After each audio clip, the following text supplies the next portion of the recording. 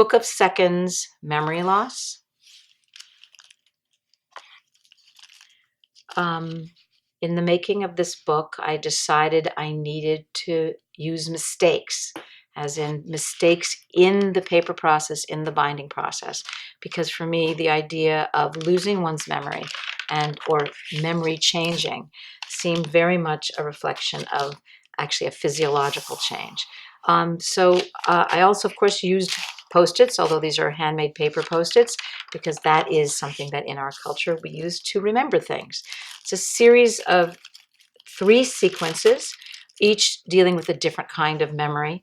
The first one is about remembering names. So there's Post-its on these pages that are all with serious errors, folds and draping, where one can get a feeling of seeing and not seeing. And it's just talking about a person who's crossing the road, and I remember who she is, or did I remember, and where was she from, and how did I know her, and how do I know him, etc., etc. And it ends with, just slipped my mind. It's 30 years later, or this is 20 years. It's now 30 years later. It's 20 years later, and now I'm forgetting names. The second segment is about word order that governs meaning and what happens when you start to forget. So I took one single sentence, let's see, I know him, as in referring to the person in the previous chapter, and every sequence on the Post-its changes the order of those words to see what happens. See, I know him, let's. I see him, let's know. What happens when you change word order? Does it alter understanding? Let's see him, I know. Let's know him, I see.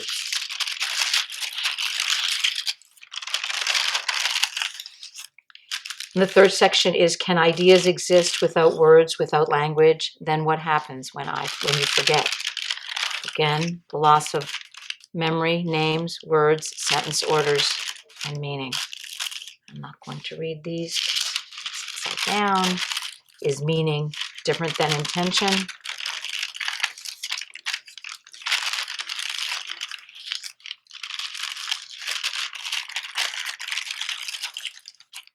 And this is a quote from Munari: the branch that follows is always slenderer than the one that came before it. There's my